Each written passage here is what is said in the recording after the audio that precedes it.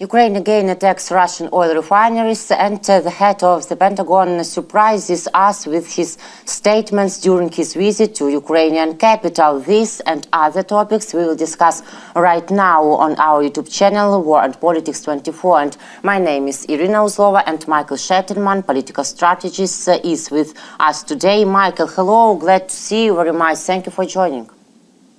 Good evening, Irina. Novoshakhtinsk, Rostov region, again at night around 3 a.m. the Novoshakhtinsk refinery was attacked, and local reports about 5 explosions near something like this. Official Rostov authority reported that it was only shutting, and they shutting down 11-hour drones. Unfortunately, no fires have been recorded so far, but we understand that this fact indicates another probing of the enemy's air defense system. Michael, we haven't seen attacks on Putin's oil industry facilities for a long time, so how do you think, what do you attribute the return of this trend to? A long time, it is about 2 weeks. Yes, but... frankly speaking, on Mr. Putin's birthday, the president of Ukrainian army was bombing of not oil refinery, but the huge oil storage in Crimea, in occupied territory peninsula of Crimea, and it was in Feodosia, and Ukrainian army attacked the biggest oil storage, which is used by also Russian Navy in Crimea, and also by Russian occupied forces.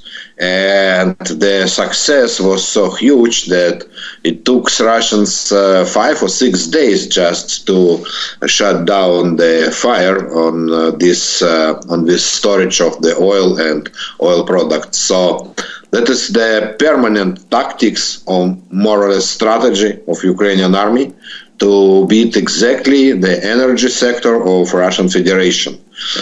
Mostly it is refineries, and refinery is the let's say the cutest target, but it is difficult to beat the refinery because Russians were not so stupid, and they put the counter missile systems around the oil refineries, which they moved from the front line, which is good news. So today our attacks on exactly oil refineries, they are rare, not so often we are doing that. Mm-hmm. Michael, do you think if the United States ask us not to hit such targets before their election? No, I don't believe it. It doesn't connect now, because we heard they heard such phrases from American officials. It was in summer. Now, when we hit some Russian targets like oil refineries, it can't influence world prices for oil or oil products, because we have only a couple of weeks till the election in United States, and this is longer period. It takes longer, and in January, February, when we had a huge campaign of Ukrainian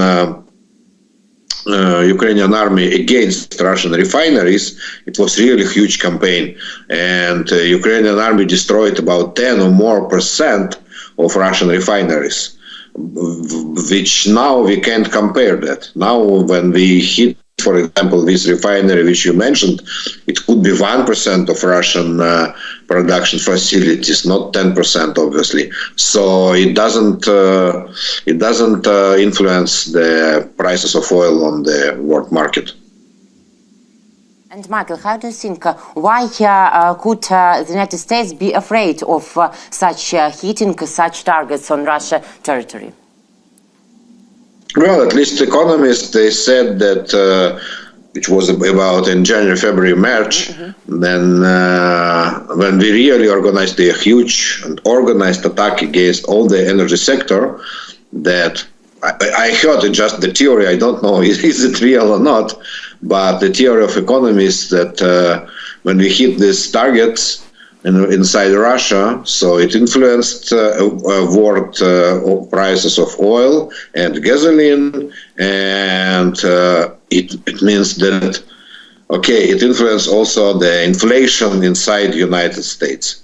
Well, I don't know is it true or not, but it was the only reason which we heard about this limitation of our actions inside the Russian Federation. Mm-hmm. Okay, clear. U.S. Defense Minister Lloyd Austin arrived to Ukraine to check the clocks after U.S. President Joe Biden's meeting in Berlin last week with his colleagues. U.S. Secretary of Defense of USA Lloyd Austin, during his visit to Kyiv, stated that the United States will provide Ukraine with a new military aid package worth $400 million.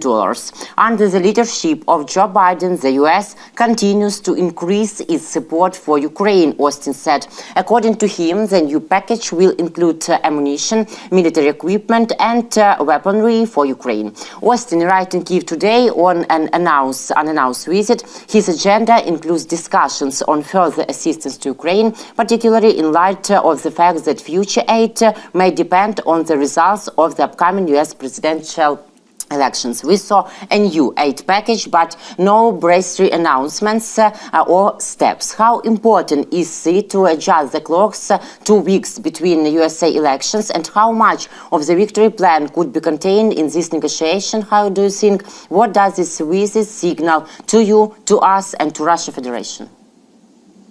Well, obviously, Ukraine and US now have two major topics of discussion. We are not connected one to other, absolutely. One is political topic and another one is absolutely military. Let's start from military topic. We have new military factor in this war, which is North Korean army, North Korean soldiers and weapons.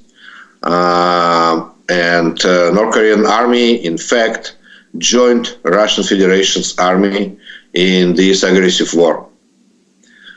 South Korean sources from satellites and intelligence sources, they reported that North Korean leaders, they sent 12,000 of troops towards Russia.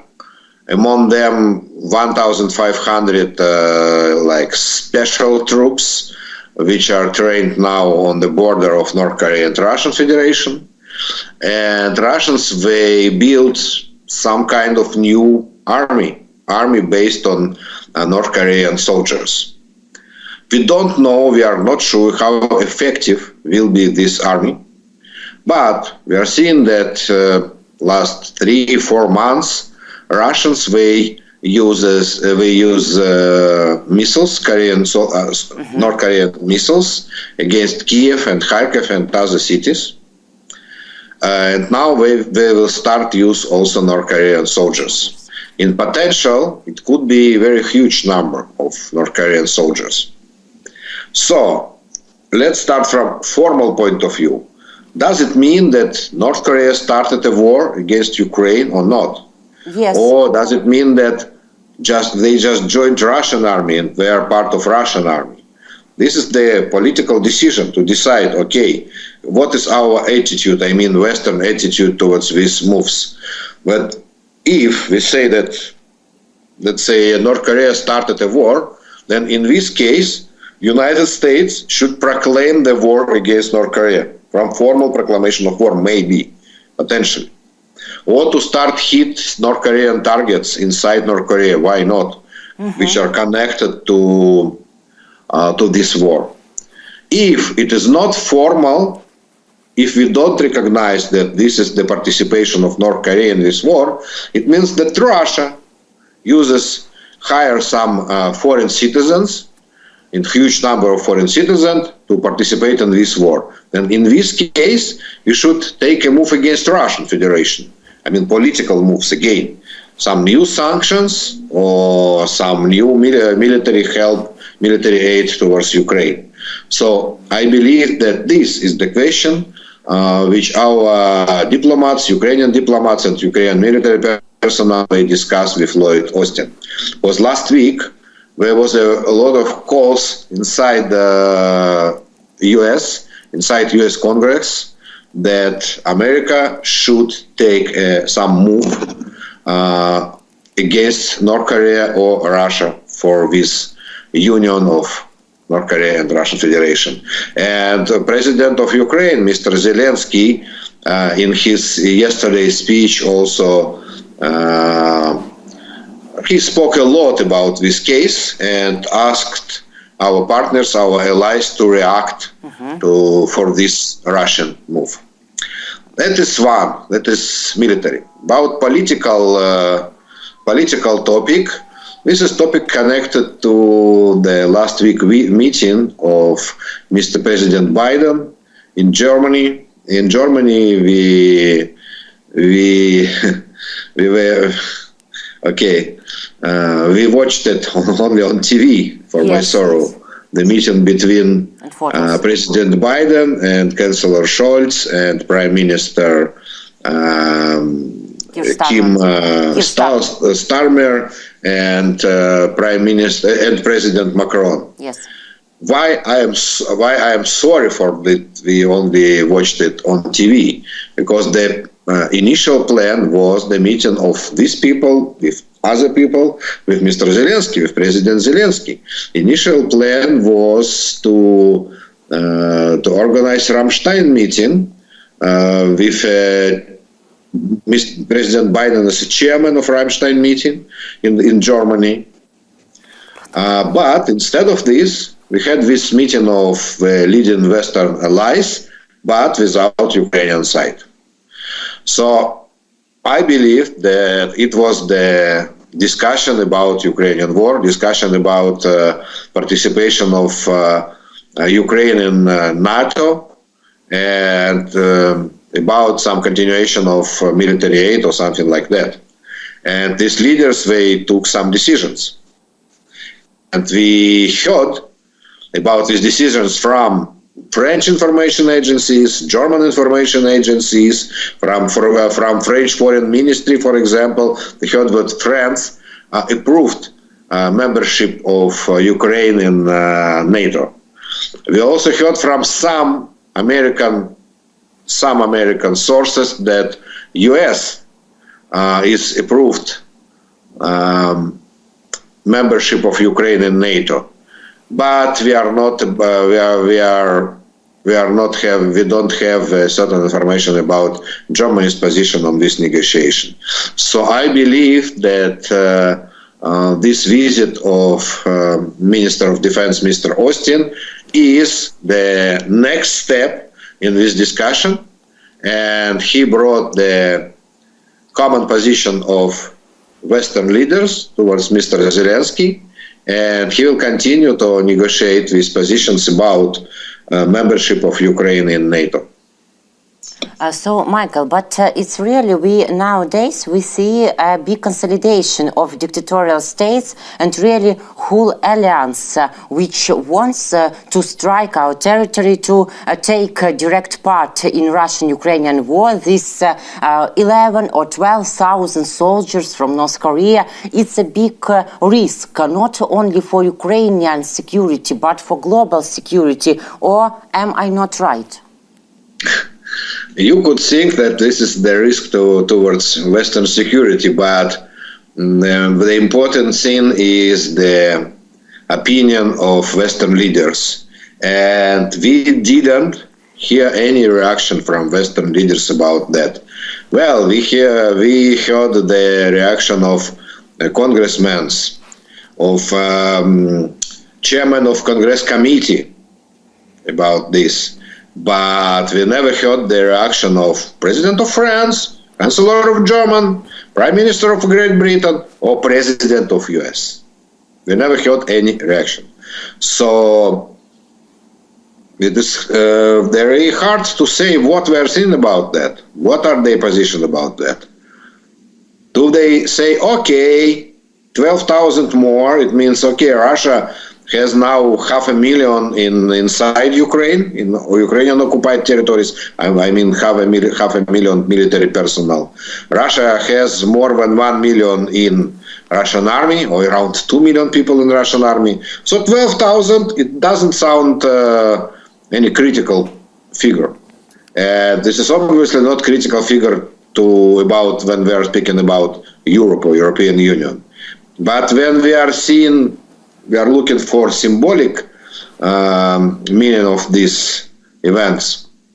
We could say, okay, North Korean army now in Europe. North Korean army occupy part of European territory. So North Korea in the war against Europe. This is our Ukrainian position. And we can just call to our partners, to our allies, that they should think about that. They should see the almost general picture from satellite view, let's say, at least. We have this satellite view. Yes. We have this satellite view and satellite data that how we can see by satellite how the North Korean soldiers were moving inside Russia, and were now in Kursk region, which is the border region of Russian Federation and Ukraine. So from, okay, let's say philosophical point of view, we have a war of North Korea, of Mr. Kim Jong-un inside Europe. Yes. Could anybody imagine that a year ago or 2 years ago? But now it is the reality. It is difficult to Western, I believe it is difficult to Western leaders understand this. But by the way, we see another picture too, that some of the Korean soldiers have already fled from the training in the territory of the Kursk region because they were left without food and without any explanations of what to do next and how to live after all this training. So maybe they are not very professional, we understand, but the amount of the soldiers are really risky. So which steps can we see from our Western allies to react? Maybe not tomorrow, not during this month or next, but in future. How they should react, Michael? You see, obviously, when we hear military experts, they say that North Korean military personnel will not be very effective on this war. For example, I heard it today from, you don't believe, but from the parliament member of Russian Federation. The member of parliament of Russian Federation, Mr. Milonov, he said in his interview that it is very not effective to involve North Korean soldiers in this war. Oh, really? Because, for example, North Korean personnel, they don't understand Russian. Oh, really? Surprise. Yeah, and Russian officers, they don't understand North Korean. And I believe they also don't have enough translators between Russian and North Korean language. So it is very difficult to organize any cooperation, I mean in battlefield, between North Korean army and Russian army. Also, it is not effective to use North Korean soldiers as military units. Probably will be more effective just to include some North Korean people, North Korean personnel inside into some Russian units, and to use them just as the meat, let's say, not the human beings. Like Russians, they use now prisoners as a meat for the physically for the attacks on Ukrainian positions. So we can say, for example, 100 North Koreans, and it will take a time to kill them by our soldiers. It will take not only time, but it will take also the ammunition to kill them. And during this time, when we kill 100 North Korean, couple of Russians could penetrate our positions, for example. This is the way of usage of North Korean people in this war. And I believe it will be the picture we will have. But it doesn't mean that it is not dangerous. Because anyway, we spent our military forces on that. We spent our ammunition on that. We spent our time on battlefield.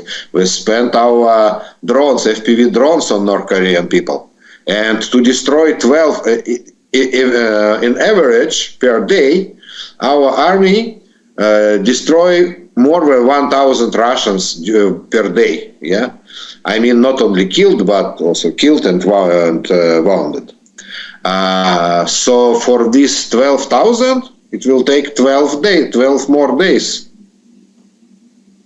But how to react, how to strike it from our Western allies in future? Because today we have 12,000 and tomorrow or next year we can see 120,000, Michael, for example. Obviously, it doesn't depend on us, on Ukraine, anyway. Our diplomats, they did any notices, any proclamation about that. So now the ball is on the side of Western decision makers. They should take a decision. To take a decision like that, okay, North Korea now is the absolutely full participant of this war. It will be one decision. Another decision is, okay, Russians bought something illegal from North Korea. This is another political position. When Russians bought the shells and missiles from North Korea, so what our Western allies said, that Russians, they broke the restrictions of United Nations about buying military equipment from North Korea, which is banned by United Nations. So they took the new sanctions against Russia. But now this case, these people, these North Korean people, are they like goods? Are they ammunition? Yeah. Or they're political force? This is a question for the, for upcoming future. This is the question which